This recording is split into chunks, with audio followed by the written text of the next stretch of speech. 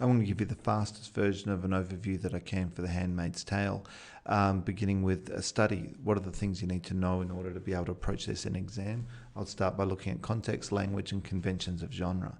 So beginning with context, let's look at the rise of religious fundamentalism that Atwood draws on the rise of the moral majority in the 1970s, as well as the Islamic Revolution in Iran in 1979 to construct a dystopia, and that Gilead itself is a biblical reference to this hill of testimony. The Rachel and Leah Center is the central narrative that justifies the systematic rape of women in Gilead and is a fundamentalist reading of Genesis.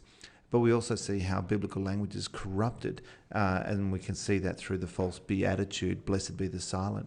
And also the sequestration of the Bible itself reflects how the text was kept away from the public in the Middle Ages.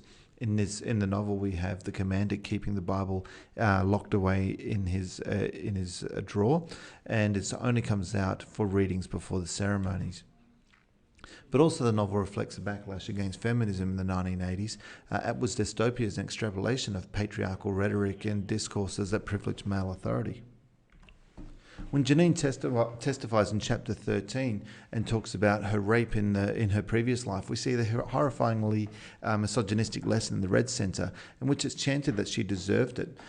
This reflects some thoughts that were around in the 1980s. What I mean by this is, if women were raped, people would immediately ask questions such as, what was she wearing at the time? What was she doing in that area? What else did she expect?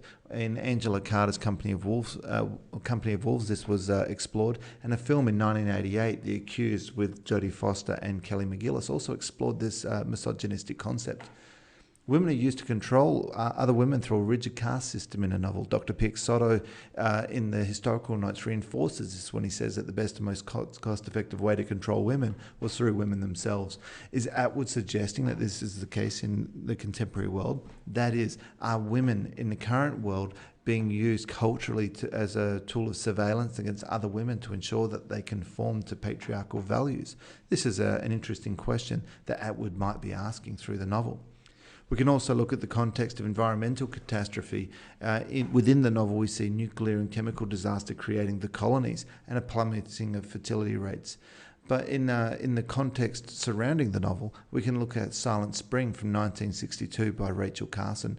It's a book that's kind of like Al Gore's Inconvenient Truth for the 1960s, and it created a lot of concern for how pesticides are used in our food sources, and that the kind of thinking from there in the environmental movement can be seen in the novel.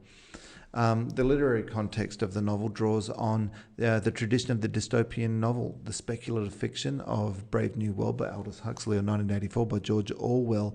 Both of them are about the power of the state over the individual. But then also it draws on some traditions of postmodern literature in the self-reflexivity of it. It's a self-aware novel, much like Italo Calvino's If on a Winter's Night a Traveller in some ways that we read the extract from. But it also draws on Gothic Romance of Jane Eyre, and we'll talk a little bit more about that in another slide. When we move into the language, we see that language plays critical to the novel, and it's a self-reflexive novel in the tradition of postmodern literature. This is a reconstruction, all of it a reconstruction, and that language and memory coalesce. Milan Kundera's quote, "The struggle of man against power is the struggle of memory against forgetting," is a really cogent point that relates to Handmaid's Tale. The use of the Latin quote, "for don't let the bastards grind you down," is an act of resistance by the handmaid that was in the room before Offred.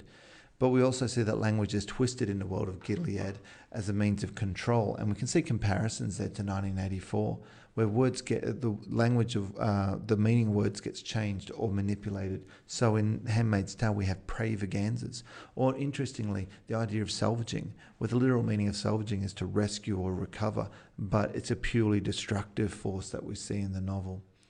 We see all sorts of examples also where language is turned around and changed in meaning to suit the ideology of Gilead. Naming as a means of control is important in the novel, where we see Offred and Offglen, their own names being used to control their identity. We can compare this to Brian Friel's translations, where the concept of naming used to shape cultural identities is very important. And again, still drawing on translations, we can see how language and power come together. We see that we see in translations Hugh referring to how we can become trapped in a linguistic contour, Well, in Handmaid's Tale, in this world of Gilead, there's an attempt by the authorities to trap their people in linguistic contour. That is, to trap them in certain patterns of language. And so when we move on to genre, we can look at it in terms of it being a dystopian fiction, belonging it into the broader sense of speculative fiction. And it's this idea of extrapolation, extrapolating on the current world in order to look at this future nightmare that's really important.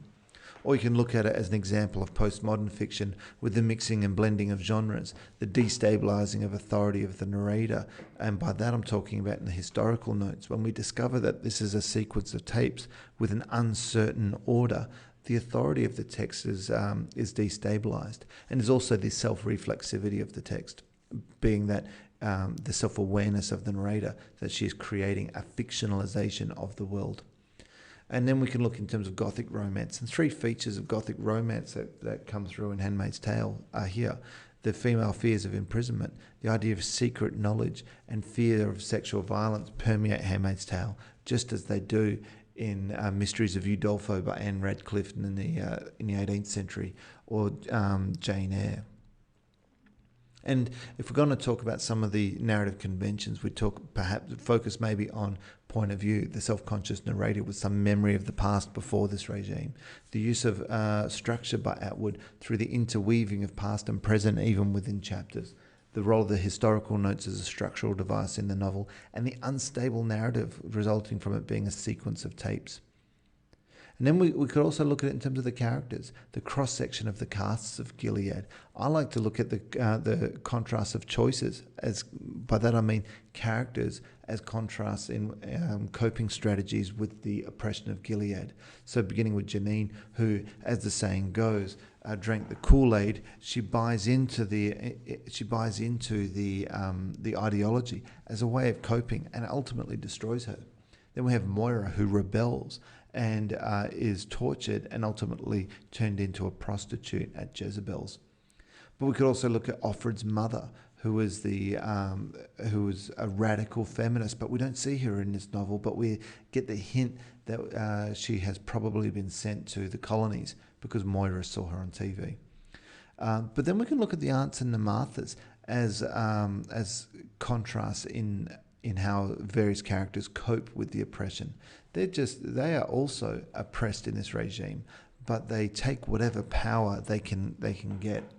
And then ultimately we can look at Serena, who before this regime came to power, actually I think had more power as the wife of a televangelist, as that Tammy Faye Baker type character. Now this is a very, very quick overview of the whole novel. I haven't even gone into detail about the power of the historical notes and the meaning they bring to the novel. But if you take these points here, you've got enough here to be able to approach most questions that you might see in an exam. Good luck.